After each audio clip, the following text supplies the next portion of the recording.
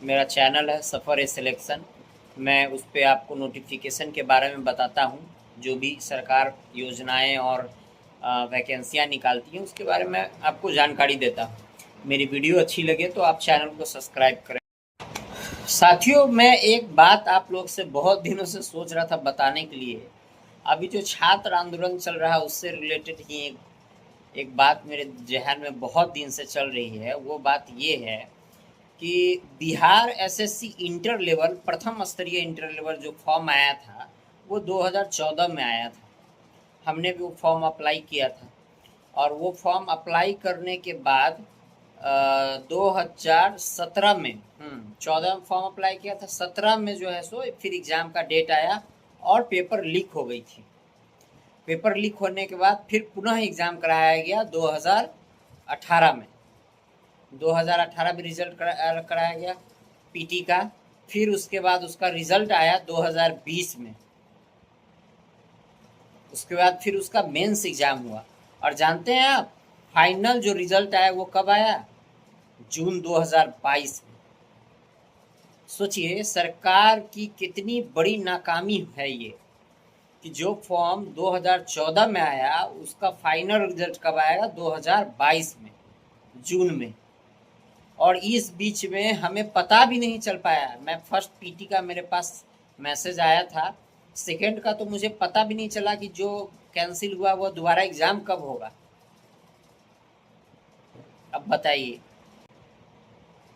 इसमें सरकार को सोचने और समझने की बहुत बड़ी ज़रूरत है। अभी भी देखिए फॉर्म अप्लाई हुए 2 साल हो गया है बिहार इंटर लेवल एसएससी का, लेकिन अभी तक कोई नोटिफिकेशन जारी नहीं हुआ है। अगर सबसे बीमार कोई आयोग है बिहार में तो वो है बिहार कर्मचारी चयन आयोग, जो कभी भी अपना एग्ज़ाम कंडक्ट सही समय पे नहीं करा पाती है। छात्र का एज ख़त्म होते जा रहा है, लोगों का एज लिमिट ख़त्म होते जा रहा है और ये लोग 10-10 साल 8-8 साल तक जो है सो ऐसे ही मनमानी कर रहे हैं। अभी जो बिहार आंदोलन चल रहा है, दिलीप सर जो आंदोलन में बैठे हुए हैं, उसमें क्या मांग है? मांग ये है कि 2 एग्ज़ाम ना हो के 1 एग्ज़ाम हो।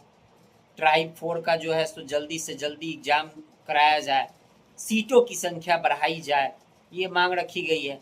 बिहार एसएससी और बीएसएससी बिहार दरोगा में निष्पक्ष एग्ज़ाम हो, पेपर लीक का किसी तरह का कोई मामला ना हो। लेकिन कैसे मतलब क्या किया जाए? इसमें सरकार से जो मांग है वो सरकार क्यों नहीं मानती है? शिक्षा व्यवस्था में सुधार की इतनी बड़ी ज़रूरत है, जो अभी इससे मैं समझता हूँ इससे बड़ी ज़रूरत अभी कुछ भी नहीं है बिहार में। और सरकार को समझना चाहिए। हमारे शिक्षा मंत्री से पुनः निवेदन है, आग्रह है कि आप बिहार इंटर लेवल परीक्षा जल्द से जल्द उसका नोटिफिकेशन जारी करवाएं और जो है सो जितनी भी त्रुटियां हो रही हैं उसे दूर किया जाए। नीति आयोग का जो रिपोर्ट है एसडीजी, उसके आंकड़ों के अनुसार शिक्षा और साक्षरता में बिहार सबसे पिछड़ा है। 36 राज्यों में 36वां स्थान है हमारा। आप इसी से अंदाज़ा लगा लीजिए कि बिहार की शिक्षा व्यवस्था कितने मतलब कि कितने निम्नतम स्तर पर पहुंच गई है। शिक्षा में सुधार की बहुत बड़ी ज़रूरत है।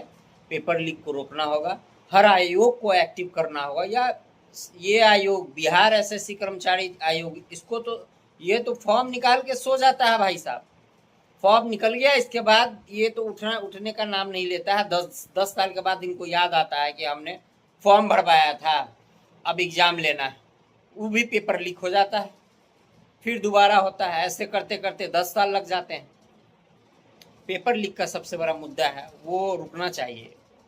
बिना पेपर लीक रुके जो है सो आप जो है सो एग्ज़ाम लेकर कोई फ़ायदा ऐसा नहीं है जो बिहार के युवा आगे बढ़ सके। साथियों, सरकार ने भी कुछ नियमों में बदलाव और स्कूलों के लिए कुछ नए नियम निकाले हैं, जैसे कि अधिकारियों को डायरेक्ट टीचरों से कनेक्ट करना, स्कूल से कनेक्ट कर दिया जाएगा, जिससे वहाँ से मॉनिटरिंग हो जाएगी। दूसरी बात ये है कि हर 3 महीने पे अभिभावकों की मीटिंग कराई जाएगी स्कूल में। तीसरी बात ये है कि अब हर स्कूल में प्रतियोगी परीक्षाओं जैसे जेईई, नीट की तैयारियां कराई जाएगी। इन सब चीज़ों को लेकर एक पॉजिटिव चीज़ आई है सामने निकल कर, और ये बहुत अच्छी चीज़ है, सरकार की बहुत अच्छी पहल है। और इसमें एक चीज़ और बताया गया है कि जाएगी, मतलब स्कूल में छात्रों की संख्या के आधार पर स्कूलों में टीचरों की नियुक्तियां की जाएगी, जिससे टीचरों की कमी नहीं होगी स्कूलों में। सरकार ने ये सब फैसला लिया और ये बहुत अच्छा फैसला है। और बाकी बातें तो चल रही है, जो आंदोलन हो रहा है उस पर सरकार को ध्यान देना है और जल्द से जल्द इसका निदान निकालना है। इन्हीं चंद बातों के साथ मैं अपनी बात को समाप्त करता हूँ।